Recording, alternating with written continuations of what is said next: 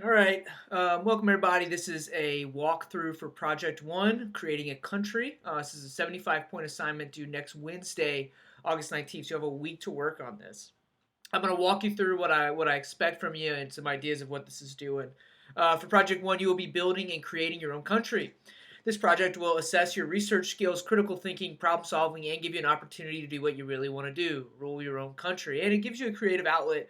There's really no wrong answers. It's just, can you follow the instructions that I've given you and execute on those instructions?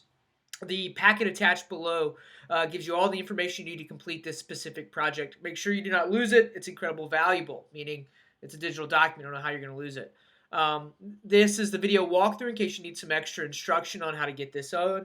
Overall, though, there are three parts to this project. There's a basic information on your country, a map, and a flag that you will be creating. When you click this pops up right here, creating a country project 1. I'm going to walk you through it.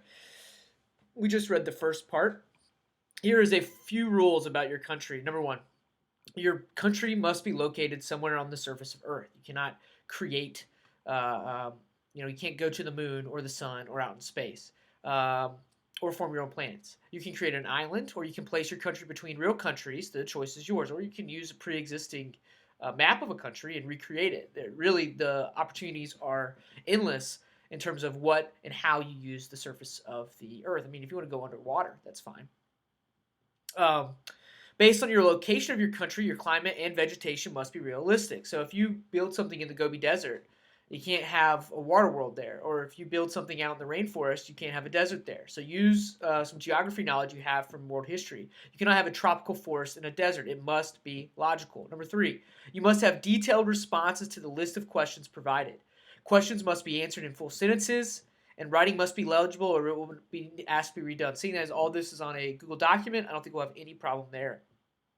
Number 4, you must complete all the tasks assigned or you will receive no credit. That part you'll see on the rubric. If you get nothing, you'll have a part that just says not turned in. Everything must be turned in neat, clean, and formatted appropriately or it will not be accepted. I want to see if you can follow instructions. All right, task 1, the country.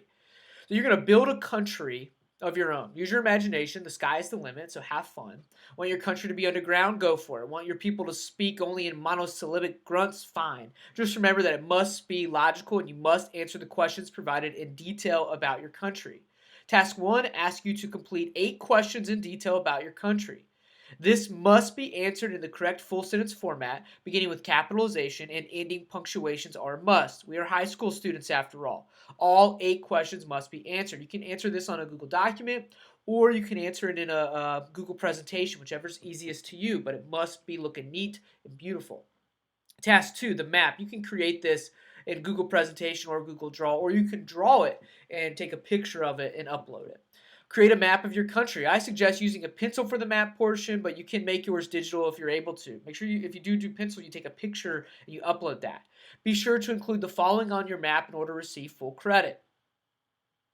You need a key representing like what are the mountains, what are the bodies of water, the desert, the rainforest. You need a compass that shows north, south, east, west.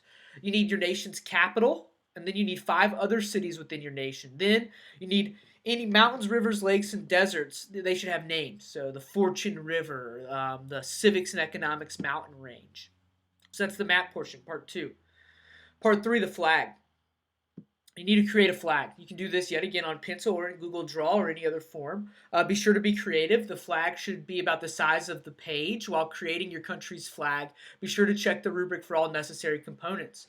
Are there any important symbols for you and your country? What about the colors you use? The American flag, the red, white, and blue, isn't just random. It has each color signifies something. Each design element means something. Most simply put, the 50 stars aren't just random stars. They represent the 50 states of the United States. The red represents the blood of those who sacrificed as patriots. So think about those things. You don't have to do in pencil and write a neat paragraph. You can also do this on a Google document or Google form. You can type that up, explaining that. I'll get rid of that right now so you don't get too confused.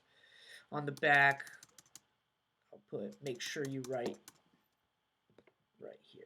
Just clean that up. Write a paragraph explaining the flag of your choice and why you made those choices. All right, so going back to part one, the country, here are the 8 questions you need to answer. Some start off pretty simple, like what is the name of your country? Where is it located? Describing the map, describing the climate, describing the population, describing the country's cultural traits. This connects back to what we did with the American diversity. Is religion important?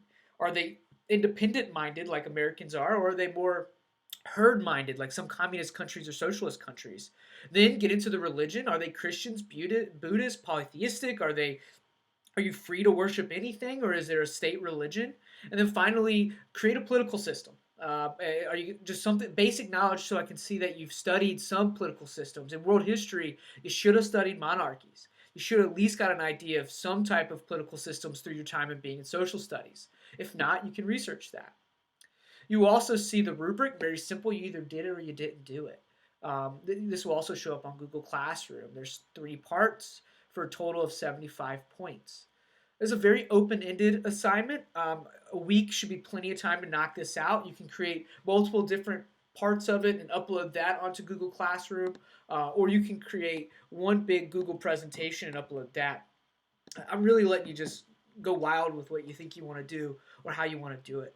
If you have any questions, feel free to email me about it.